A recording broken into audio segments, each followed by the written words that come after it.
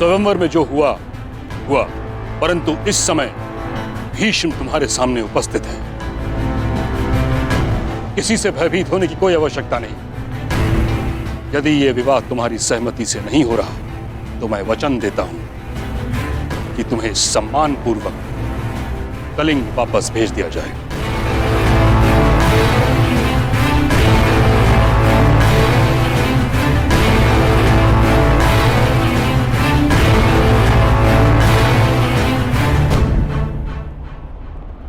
मैं सम्मान सहित जाना चाहती हूँ महामहिम।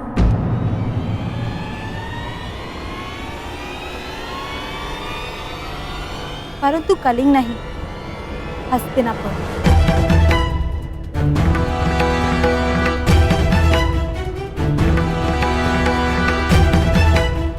क्योंकि ये विवाह मेरी सहमति से हो रहा है।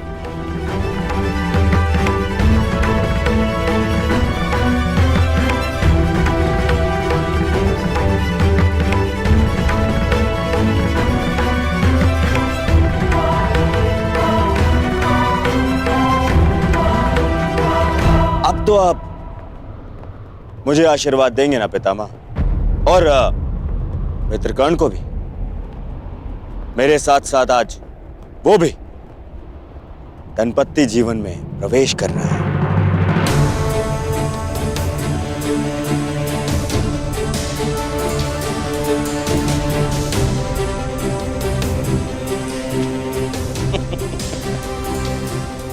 ऐसे क्या देख रहे हैं पितामह?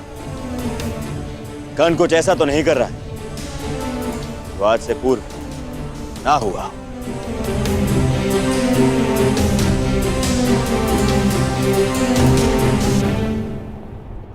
कर्ण ने ऐसा ही कुछ कर दिया जो आज से पूर्व नहीं हुआ।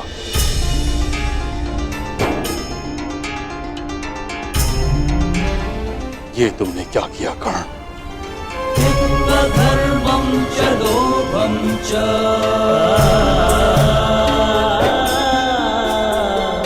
मोहं चोऽध्यमस्थितः। विवाह की रीतियां संपन्न करें पुरोहित।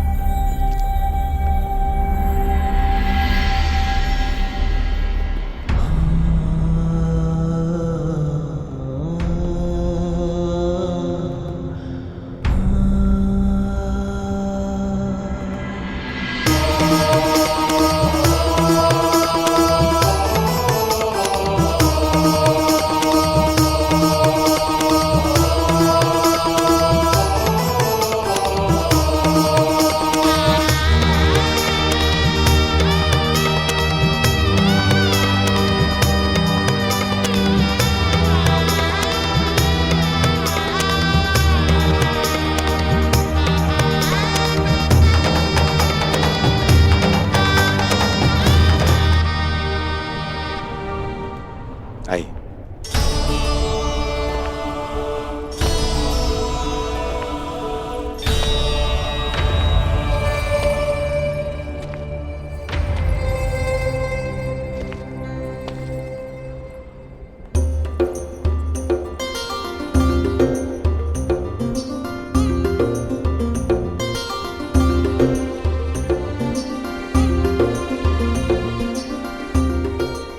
बधाई हो।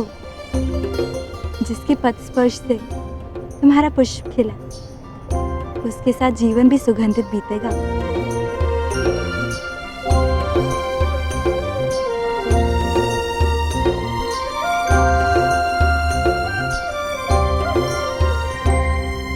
अंगराज कर्ण,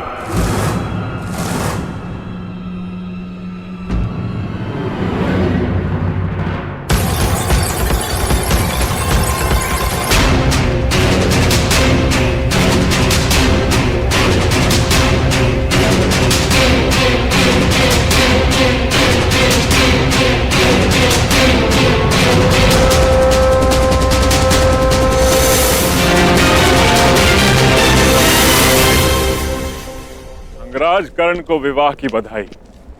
जरासंध की शुभकामनाएं स्वीकार करो मित्र।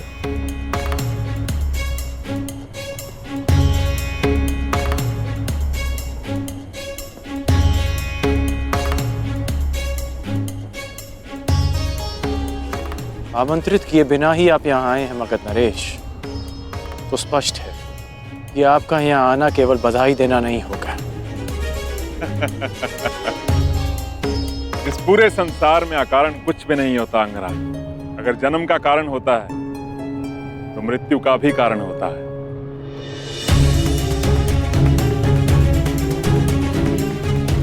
वर्षा आने का कारण धरा की प्यास को बुझाना होता है और अग्नि जलने का कारण घर्षण होता है।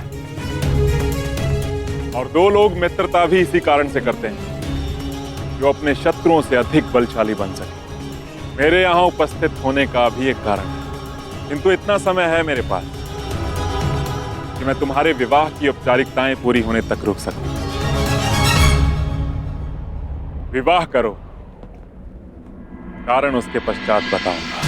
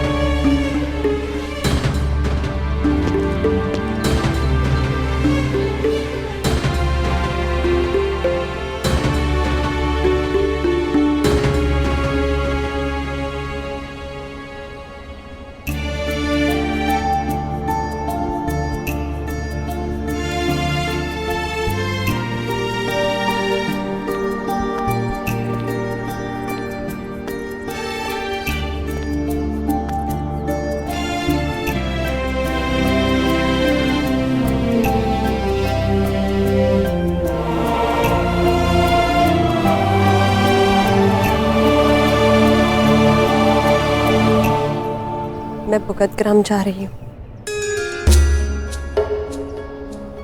मेरी चिंता मत करना, पिताश्री है मेरे साथ।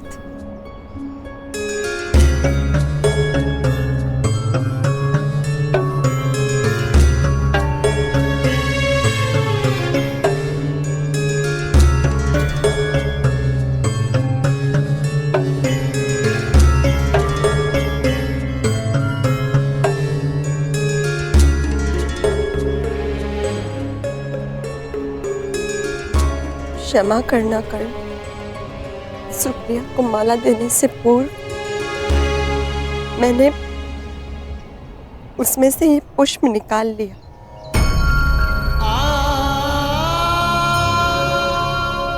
स्मरण है कर्ण, तुमने कहा था हमारा प्रेम पुष्प की सुगंध भाती है।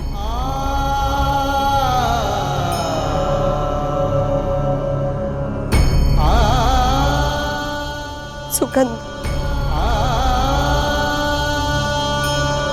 जिसे केवल अनुभव किया जा सकता है, स्पर्श नहीं किया जा सकता।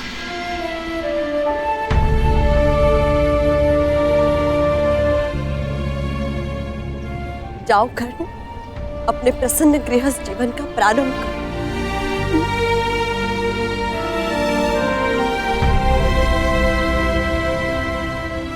पता नहीं क्यों ऐसा नहीं लगता कि ये हमारी अंतिम भेंट है।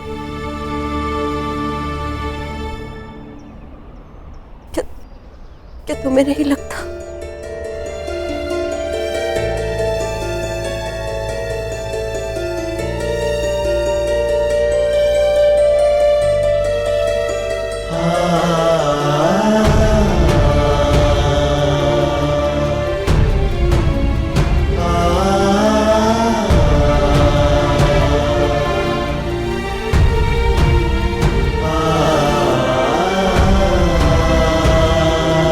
मैंने सदा तुम में अपना नायक देखा है,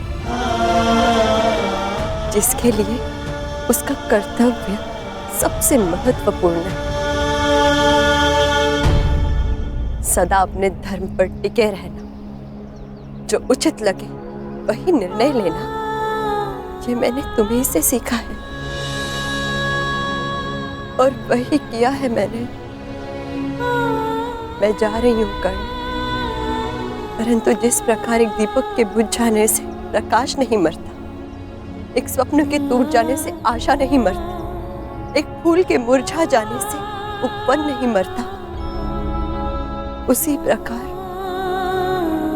एक सह्याद्री के तुम्हारे जीवन से चले जाने से तुम्हारी यात्रा समाप्त नहीं होगी।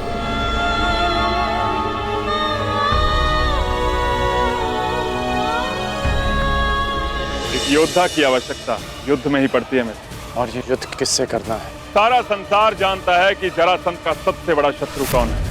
हम वासुदेव कृष्ण पर आक्रमण करेंगे कर्ण।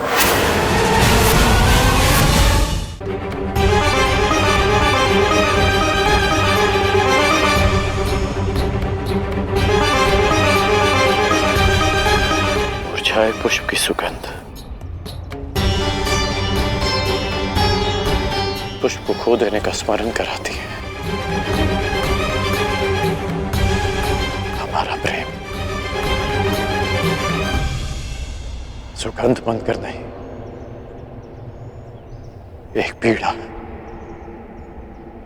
एक वेदना बनकर हमारे हृदय में हमेशा रहेगा।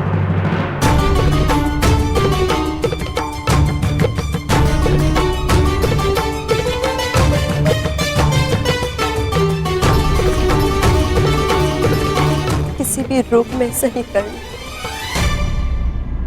प्रेम तो रहेगा ना।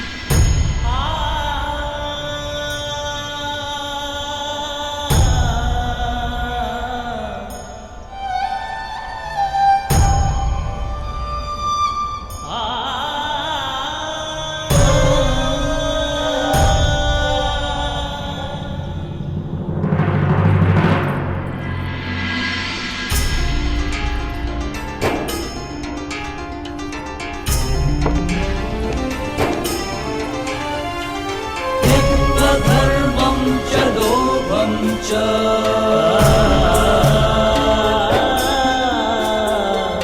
मोहं चोऽध्यमस्थितः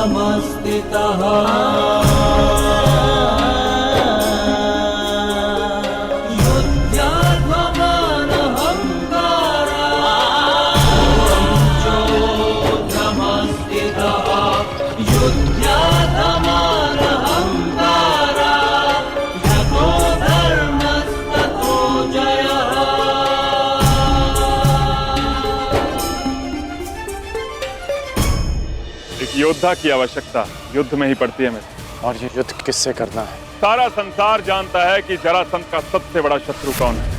हम वासुदेव कृष्ण पर आक्रमण करेंगे कर्ण।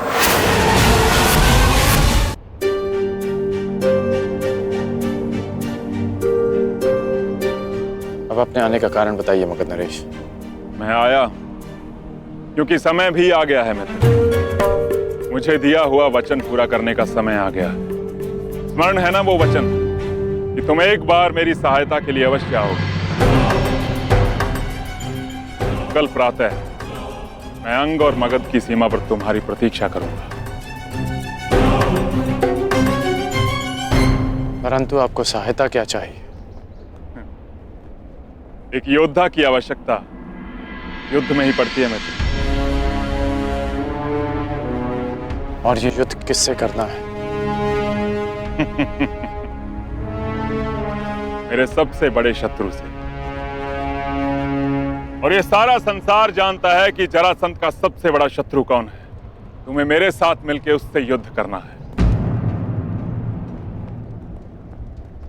हम वासुदेव कृष्ण पर आक्रमण करेंगे कर्ण।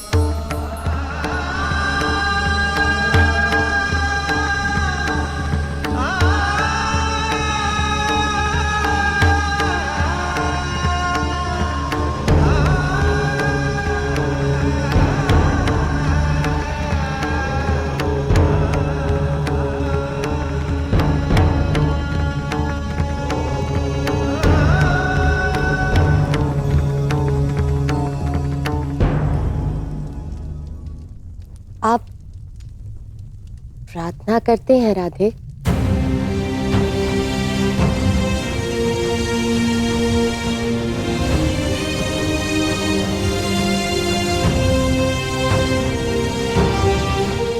मैं करती हूँ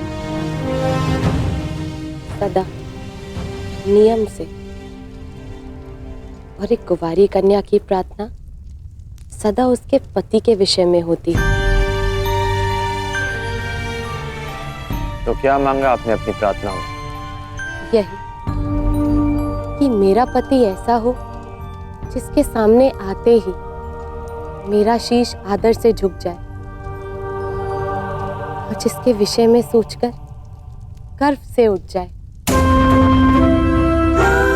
परंतु हर स्त्री की भांति मेरे मन में भी चिंता रहे कि मेरे आराध्य मेरी प्रार्थना सुनेंगे या नहीं। जो पूछना चाहती हैं स्पष्ट रूप से पूछिए।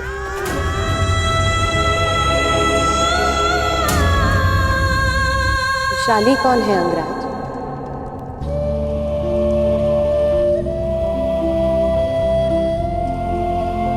और उससे आपका क्या संबंध है? हम दोनों का विवाह नियति का एक ऐसा मोड़ है जिसकी मैंने कभी कल्पना नहीं की थी, क्योंकि जिस मंडप में हम दोनों का विवाह हुआ उसी मंडप में विशाली और मेरा विवाह होना था। मैं तुमसे विवाह करना चाहता हूं। पहली बार वो मेरा घर नहीं, हमारा घर। सूर्य को साक्षी रखकर वचन दोकर कि तुम सुप्रिया से विवाह करोगे। ये सूत पुत्र राधेकरण वचन देता है कि मैं सुप्रिया से विवाह करूंगा। विशाली का प्रेम मेरे हृदय में हमेशा रहेगा।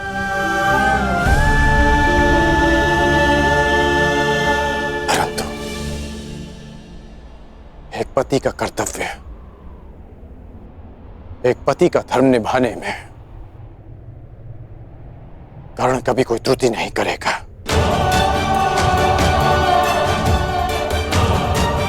अब हम दोनों विवाहित हैं,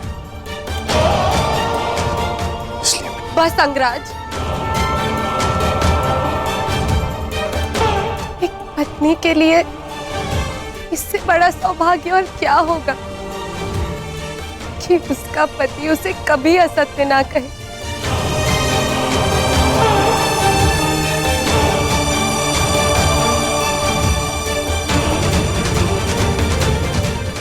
मेरे आराध्य ने मुझे मेरी पूजा का फल दे दिया। अंगराज, आपको भी उसी आराध्य की पूजा करनी चाहिए। प्रतीत होता है कि आपके आराध्य बड़े शक्तिशाली हैं। कौन है वो? कुछ कहते हैं कि वो देवों के देव हैं, और कुछ उन्हें हमारी ही भांति मात्र एक मनुष्य मानते हैं, जो अजर नहीं, अमर नहीं, परंतु मेरे जैसे भक्तों के लिए वो मृत्यु, जीवन और जड़ से कहीं आगे है। आपने भी उनका नाम सुना होगा। वो है वासुदेव कृष्ण। कृष्ण, मुझे दिया हुआ वचन पूरा करने का समय आ गया।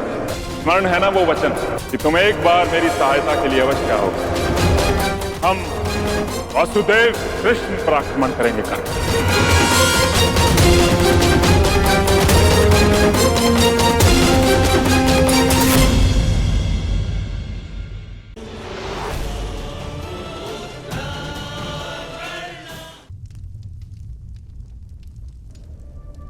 प्रतीत होता है कि आपके आराध्य बड़े शक्तिशाली हैं। कुछ कहते हैं कि वो देवों के देव हैं, और कुछ उन्हें हमारी ही भांति मात्र एक मनुष्य मानते। वो है कृष्ण,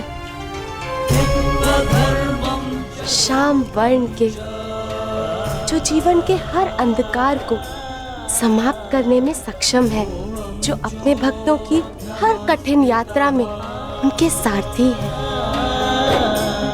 लीला पुरुषोत्तम मुरलीधर कन्हैया।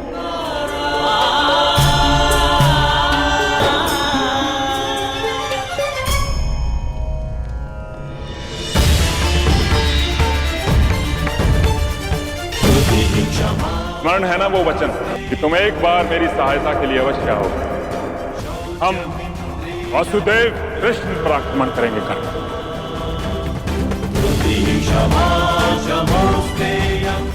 जिसे अपना आदर्श मानकर मैं समाज में परिवर्तन लाना चाहता हूँ, उसी वासुदेव से युद्ध कैसे करूं? परंतु जरासंध को दिया वचन भी नहीं तोड़ सकता।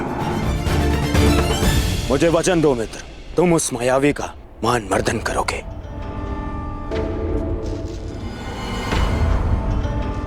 जरासंध यद्यपि मेरे मित्र नहीं, परंतु बहुत बड़ी भेंट दी है उन्होंने मुझे। कर्ण, वर्षों से कृष्ण जरासंध के साथ में खेल खेलते आ रहे हैं। इच्छा तो मेरी भी है कि मैं कृष्ण को पराजित होते हुए देखूं।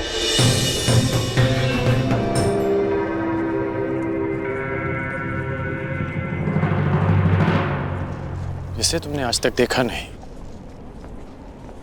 उनसे इतनी शत्रुता क्यों मित्र?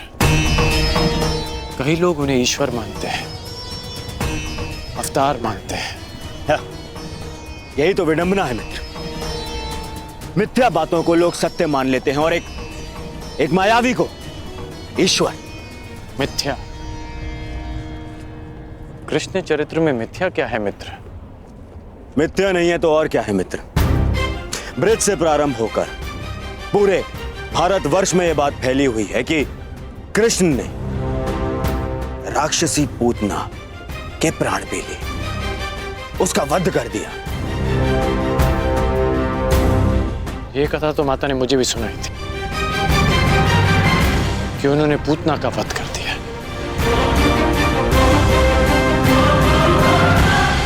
तुम ही बताओ मित्र, एक दूध मुहा बालक कैसे एक मायावनी राक्षसी का वध कर सकता है? एक दिव्य आत्मा के लिए, एक अवतार के लिए यह संभव भी नहीं मित्र। अच्छा, फिर तो तुम्हें उस कथा में भी विश्वास होगा कि घुटने पे चलते हुए कृष्ण ने अपने मुख में अपनी माता यशोदा को पूरे ब्रह्मांड के दर्शन करवा दिए।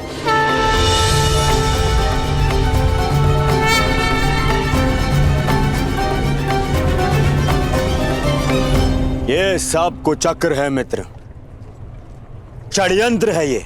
जानबूझ के ऐसे कथाओं का प्रचार किया जा रहा है ताकि उन्हें अवतार समझ लिया जाए, भगवान समझ लिया जाए उन्हें। कर्ण, तुम मुस्कुरा रहे हो मित्र। तुम ही बताओ, क्या इन घटनाओं का कोई भी साक्ष्य है जो इन्हें सिद्ध कर सके? मित्र, क्या सत्य है और क्या असत्य है, इस विवाद में मैं नहीं पड़ना चाहता। हो सकता है कि कृष्ण पर विश्वास करने वालों के पास कोई साक्ष्य ना हो, परंतु उनके विरोधियों के पास भी कोई साक्ष्य नहीं। कर्ण, न जाने क्यों आज तुम्हारी बातों में मुझे उस युधिष्ठिर के स्वर सुनाई दे रहे हैं। ऐसा नहीं है मित्र। चलो मान लिया कि यशोदा मां को भ्रम हुआ। हर माता को अपने पुत्र में ईश्वर का रूप दिखाई देता है, परंतु जब मथुरावासी इंद्र के कोप से पीड़ित थे तब कृष्ण ने अपनी कनिष्का उंगली पर पूरा गोवर्धन पर्वत उठा लिया था। सामान्य मनुष्य नहीं हो सकता मित्र।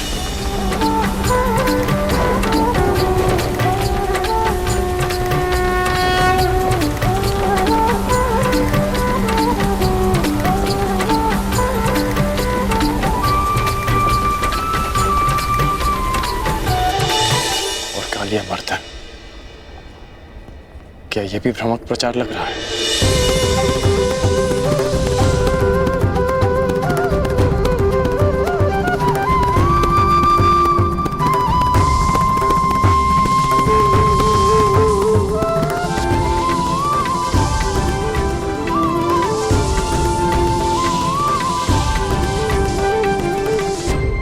और कालिया मर्दन, क्या वो भी एक असत्य प्रचार था मित्र?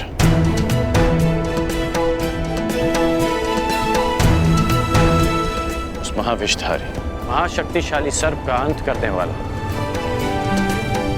एक सामान्य मनुष्य नहीं हो सकता मित्र।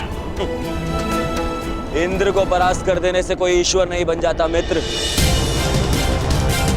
तुमने भी तो इंद्र को परास्त किया, परंतु तुम्हारा कोई भक्त नहीं, तुम्हें कोई ईश्वर नहीं मानता।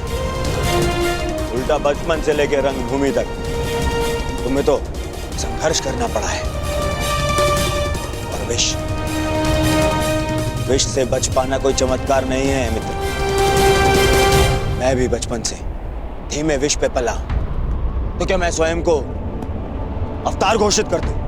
तो तुम्हें लगता है कि कृष्ण ने ऐसा कुछ नहीं किया जो उन्हें एक सामान्य मनुष्य से ऊपर कर देता है? क्या कंस का वध कर पाना एक सामान्य मनुष्य के लिए संभव? तुम ही बताओ मित्र। हाँ, ये मैं मानता हूं, एक ग्वाले के लिए कंस वध करना बड़ी उपलब्धि है, परंतु इसे हम एक ग्वाले की शक्ति कह सकते हैं, कोई ईश्वरी चमत्कार नहीं। तुम तो कृष्ण की हर उपलब्धि पर प्रश्न उठा रहे हो मित्र।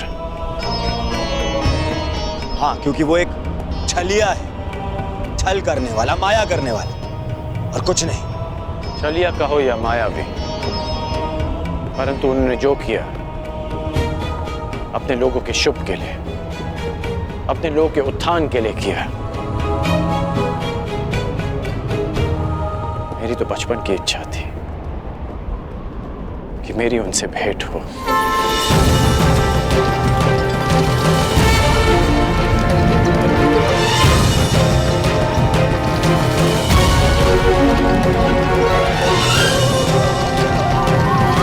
जरासंध के कारण ये भेंट तो होगी,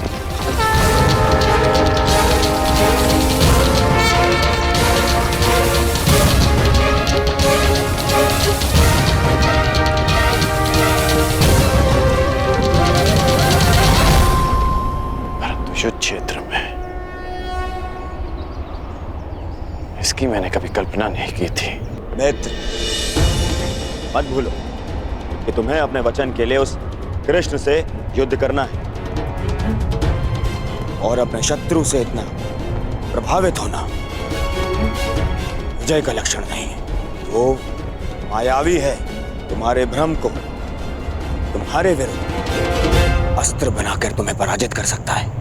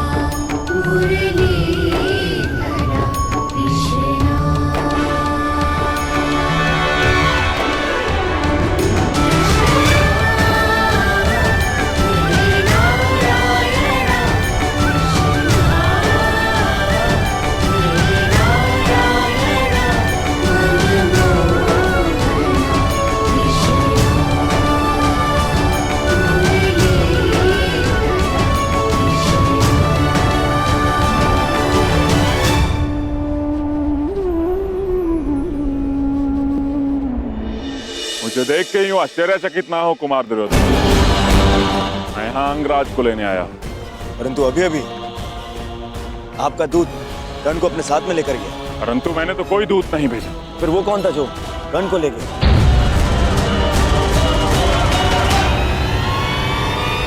मायावी है।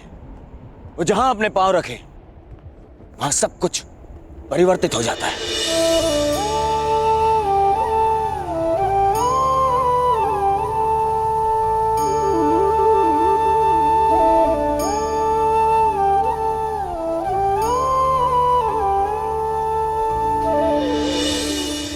वो कब, कहां, किसके पास किस रूप में पहुंच जाए, यह अनुमान लगाना कठिन है मित्र। तुम्हें उसकी माया से सावधान रहना होगा।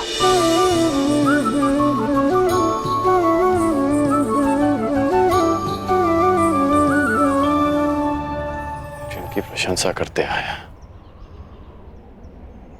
कल उन्हीं से युद्ध करना होगा।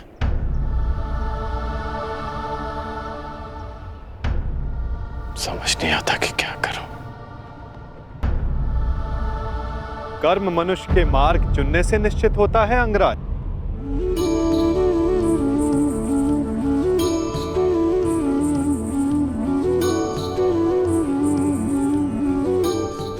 प्रश्न ये करना चाहिए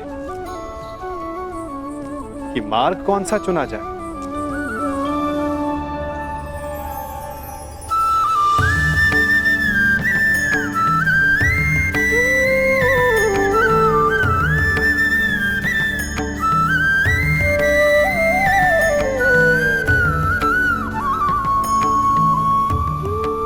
क्योंकि लक्ष्य उत्तम होने पर भी यदि मार्ग अनुचित हो तो लक्ष्य प्राप्ति असंभव है।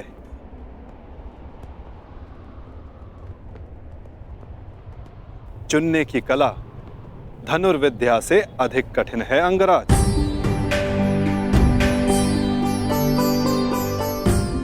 जैसे एक महान योद्धा उचित मार्ग नहीं चुनता तो अनुचित मार्ग उसे चुन लेता है और महान से सामान्य बना देता है। इसीलिए युद्ध, मित्र और शत्रु चुनने में सावधान रहना चाहिए।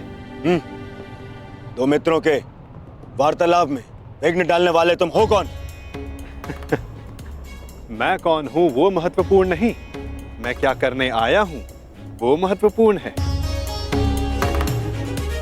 हमारे कर्म ही हमारा परिचय बनते हैं। परिचय दो अपना। क्यों आए हो यहाँ? मैं नटवर हूं, महाराज जरासंध का दूत।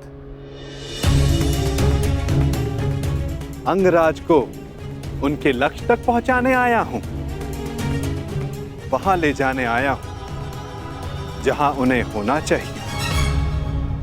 बस, एक राजा को लाने के लिए एक राजा ही आए, यही उचित है। जाओ और जाके कह दो जरासंध से, जब तक वो स्वयं कर्ण को लेने नहीं आएगा, अंगराज कर्ण कहीं नहीं जाएगा। एक राजा को लाने के लिए जरासंध ने दूत भेजा।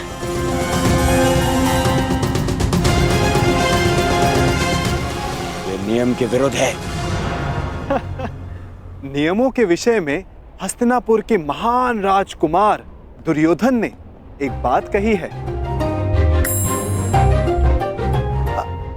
क्या वो बात आपने नहीं सुनी? क्यों? क्या कहा है कुमार दुर्योधन? यही कि नियम वो बनाते हैं जो शासन करते हैं और उनको अपने बनाए हुए नियमों को पालन करने का बंधन नहीं होता।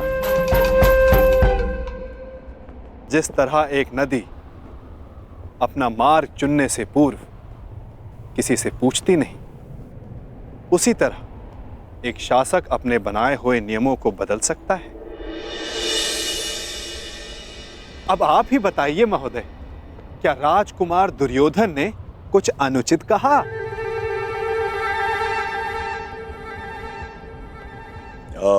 नहीं नहीं,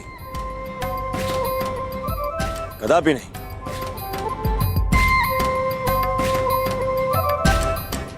दूत का कार्य है संदेश देना अंगराज, परंतु फिर से कहूंगा, चयन करने का उत्तरदायित्व तो आपका है। आप मेरे साथ आना चुनते हैं या नहीं, ये तो आप पर निर्भर करता है। कर्ण ने यदि कुछ चुना है तो केवल अपने वचन का पालन करना है। मैं तुम्हारे साथ आऊंगा दूत। अहो भाग्य, मैं भी यही चाहता था कि आप मेरे साथ आएं।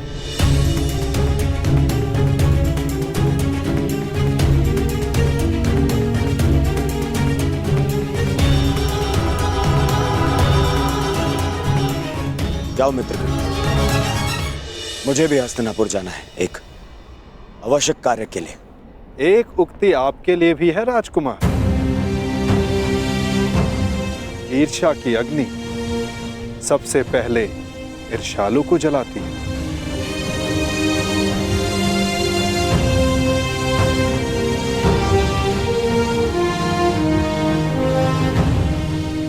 क्या कहा तुमने? बस एक महान पुरुष की उक्ति स्मरण हो आई सो कह दी। वैसे ये उक्ति राजकुमार दुर्योधन की नहीं है, पर हां, है उन्हीं के लिए।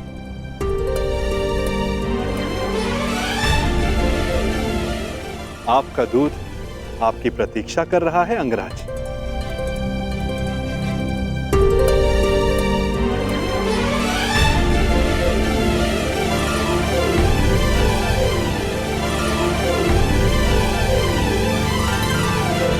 मुझे देख के यूं आश्चर्यचकित ना हो कुमार दुर्योधन। मैं यहाँ अंगराज को लेने आया। परंतु अभी अभी आपका दूत कर्ण को अपने साथ में लेकर गया। परंतु मैंने तो कोई दूत नहीं भेजा। फिर वो कौन था जो कर्ण को ले गया?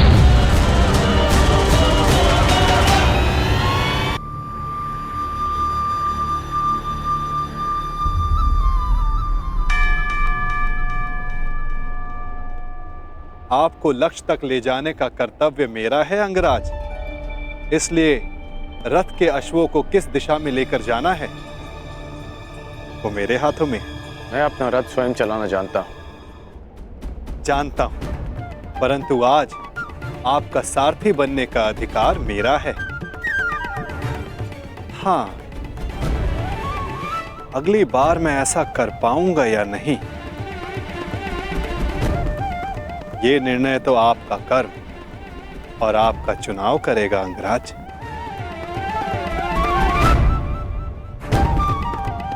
चलो नटवर, जरासंध मेरी प्रतीक्षा कर रहे होंगे। प्रतीक्षा केवल प्रारब्ध करता है अंगराज। कल को प्रारब्ध क्या रूप लेकर आए ये किसी को नहीं पता।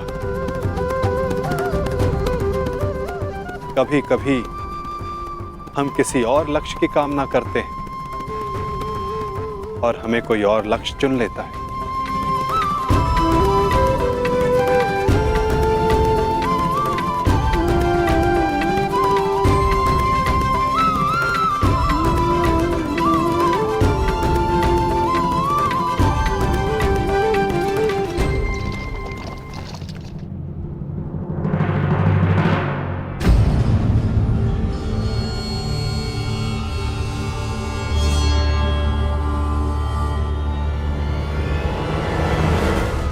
मुझे देख के यूं आश्चर्यचकित ना हो कुमार दुर्योधन।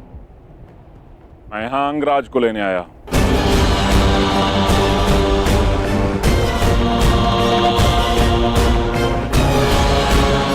परंतु अभी अभी आपका दूत कर्ण को अपने साथ में लेकर गया। दूत? परंतु मैंने तो कोई दूत नहीं भेजा। एक राजा को स्वयं राजा लेने आएगा, यही नियम है। भेजा? फिर वो कौन था जो कर्ण को ले गया?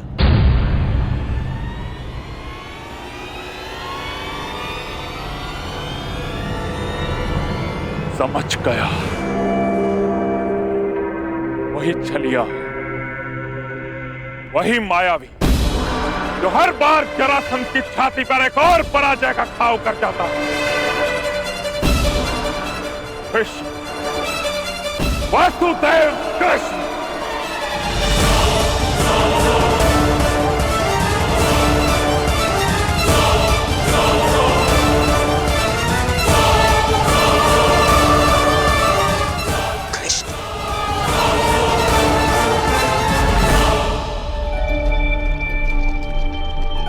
बहुत अच्छी बात कही तुमने कि यदि उचित मार्ग ना चुनो तो अनुचित मार्ग हमें चुन लेता है।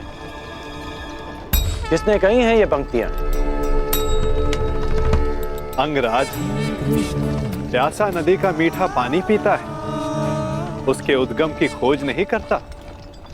भूखा मीठा फल खाता है, वो फल किस पेड़ पर था उस पर शोध नहीं करता। ठीक उसी प्रकार किसने क्या कहा है वो महत्वपूर्ण नहीं, महत्वपूर्ण कुछ है तो ये कि कही गई बात समझ में आए।